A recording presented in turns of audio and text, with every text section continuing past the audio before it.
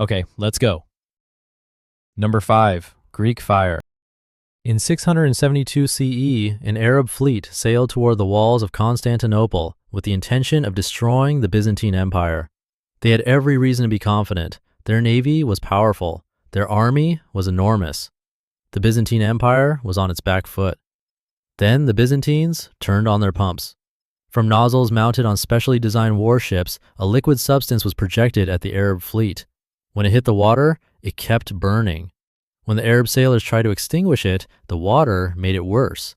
When it hit the wooden hulls of the Arab ships, it clung and burned and could not be put out by anything. The Arab fleet was destroyed. Constantinople survived. This was Greek fire, and it was arguably the most terrifying weapon in the medieval world for over 7 centuries. Greek fire burned on water. It stuck to everything it touched: wood, cloth, human skin. It could be sprayed from tubes mounted on ships like an ancient flamethrower, or thrown in clay grenades that exploded on impact. Byzantine warships equipped with it were essentially floating flamethrower platforms that could reduce an enemy fleet to ash at close range. The formula was the most jealously guarded state secret in Byzantine history. Emperor Romanos II, who ruled in the 10th century, declared that only 3 things must never fall into enemy hands: the imperial crown jewels, any Byzantine princess, and Greek fire.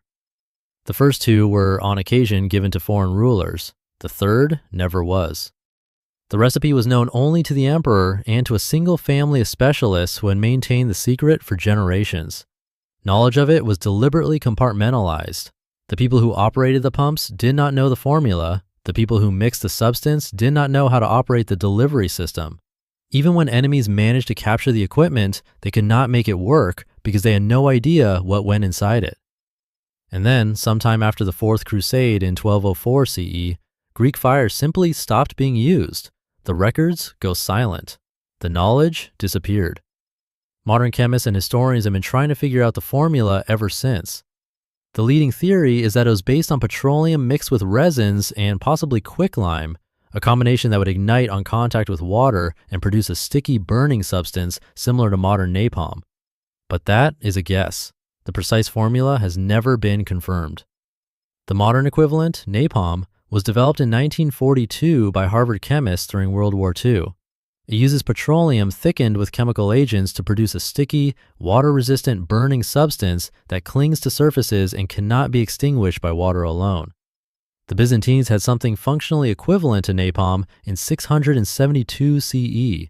It then disappeared for 1,270 years before being independently reinvented. Number 4. Roman concrete. The concrete holding together the piers of ancient Roman harbors, structures that have been submerged in the Mediterranean Sea for 2,000 years, is stronger today than the day it was poured. Modern concrete, by contrast, begins degrading almost immediately when it comes into contact with seawater.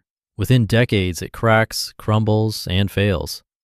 Coastal infrastructure projects built to last 50 years are failing at 30. The Romans had no steel rebar, no electron microscopes, no material science departments, and yet their maritime concrete has outperformed everything we have built since. This is not a minor historical footnote. It is one of the most consequential unsolved engineering problems of the modern era. The Roman recipe involved mixing volcanic ash, specifically from deposits near the Bay of Naples called pozzolana, with lime and seawater to create a mortar, which was then combined with chunks of volcanic rock. What Roman engineers may not have fully understood was what was happening chemically. As seawater percolated through the concrete over centuries, it dissolved parts of the volcanic ash and allowed rare minerals called aluminous tobermerite to crystallize inside the gaps.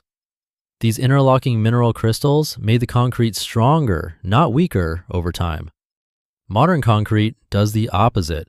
Water gets in, steel reinforcements corrode and expand, cracks widen, the structure fails. After the fall of the Roman Empire, this recipe was effectively lost. Medieval builders did not use concrete.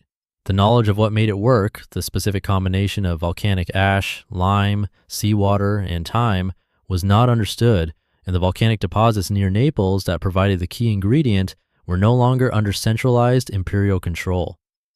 Concrete was not reinvented in a meaningful sense until 1824, when a British bricklayer named Joseph Aspdin burned ground limestone and clay together to create what he called Portland cement. Portland cement is cheap, fast, and strong in compression. It is also brittle, it corrodes in seawater, and it begins failing within decades of construction.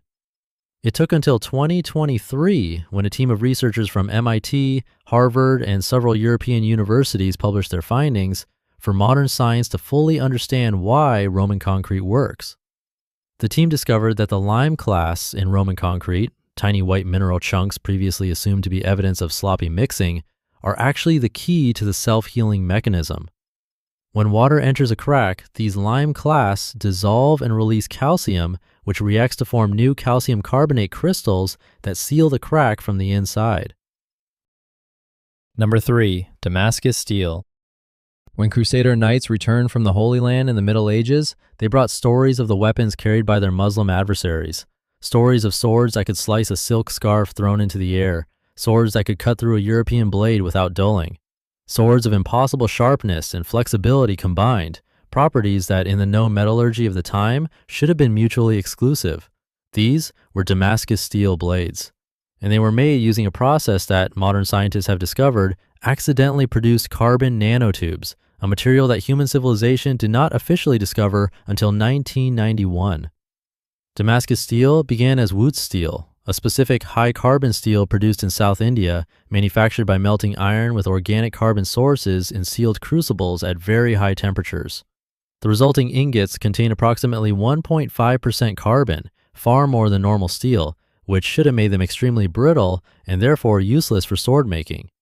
Instead, the blades made from Wootz were somehow simultaneously harder and more flexible than anything else available. For roughly 11 centuries, from around the 3rd century BCE to approximately 1750 CE, Damascus steel blades were produced and traded across the ancient world. They were recognized everywhere as the finest cutting instruments that existed. Then they stopped. The reason was surprisingly mundane. The specific iron ore mines in India that produced the Wootz ingots changed their geological composition. New ore from the same mines had slightly different trace elements, vanadium, chromium, manganese, in slightly different proportions. The blacksmiths who had been producing Damascus steel for generations continued using exactly the same techniques, but the new ore, without the right trace elements in the right amounts, did not produce Damascus steel. It produced ordinary high-carbon steel. The blacksmiths did not understand why. They had been making swords, not chemistry experiments. Within a generation, the knowledge of how to produce the material was gone, because the knowledge had never really existed in the form of understood principles. It existed as practiced craft applied to a specific material that was no longer available. Modern scientists rediscovered the secret in stages. In 1998, metallurgist J.D. Verhoeven finally published a paper explaining the role of trace elements in the Wootz ore. In 2006, a team from the University of Dresden used electron microscopy to discover that Damascus blades contain carbon nanotubes, cylindrical structures of carbon atoms just a few nanometers wide, woven through the blade structure along with cementite nanowires. Together, these nanostructures explain how a blade with 1.5% carbon could be both hard and flexible simultaneously. Ancient blacksmiths in the medieval Near East were accidentally using nanotechnology more than 4 centuries before carbon nanotubes were officially discovered. Nobody has been able to fully reproduce true Damascus steel yet. We can make knives with a visual pattern. We cannot yet recreate the specific nanostructure that gave the original blades their legendary properties. Number 2. The Antikythera Mechanism. In 1900, a group of Greek sponge divers sheltering from a storm near the small island of Antikythera decided to explore the seafloor while they waited for the weather to clear. They found the wreck of an ancient Roman trading vessel, marble statues, bronze figures, glassware, jewelry. And among the wreckage, one diver surfaced describing what looked like a heap of rotting bronze metal. It was unremarkable. It sat in a museum storeroom for nearly 2 years before anyone looked at it seriously. When they did, they found something that should not have existed. Inside the corroded lump were precision bronze gear wheels, dozens of them, with teeth approximately 1 millimeter long, arranged in a complex interlocking system of extraordinary sophistication. X-ray imaging eventually revealed what the device could do. By turning a hand crank on the outside, you could track the movements of the sun, the moon, and every planet visible to the naked eye simultaneously. You could predict solar and lunar eclipses decades in advance. You could calculate the dates of the ancient Olympic Games. You could determine the positions of stars on any given date. It was a hand-powered mechanical computer. The level of mechanical engineering required to produce this device was not supposed to exist in the ancient world. Before its discovery, historians believe that the ancient Greeks used simple fixed gears only, the kind found in windmills and watermills. The Antikythera Mechanism contains epicyclic gears, gears mounted on other gears, of a complexity and precision that researchers had assumed was not achieved until the 14th century CE at the earliest. As one UCL researcher put it, it is like finding a TARDIS in the Stone Age. The device is unique. In the 120 years since its discovery, no comparable mechanism has been found anywhere from the ancient world. The technology it represents appeared once in one shipwreck and then simply vanished from the historical record for over 1,000 years. The closest equivalent, the mechanical astronomical clock, was developed in medieval Europe in the late 13th and early 14th centuries. The first weight-driven mechanical clocks capable of tracking astronomical phenomena appeared around 1300 CE. The Antikythera Mechanism predates them by approximately 1,400 years. We still do not know who built it. We do not know how many were made. We do not know why the technology disappeared so completely. A 2021 team from University College London finally succeeded in creating a full digital model of the device using ancient Greek mathematical methods, the first complete reconstruction in history. Number 1. Ancient underfloor heating. The last technology on this list is different from the others. It was not a weapon, it was not a building material, it was not a computer. It was something so fundamental and so practical that its loss for 15 centuries seems almost impossible. The Romans had underfloor central heating. The system was called the hypocaust, from the Latin meaning heat from below. It worked by raising the floor of a room on small pillars, creating a space underneath into which hot air from a furnace was pumped.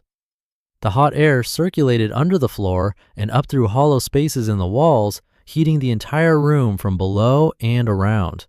The floor itself became a radiant heat surface.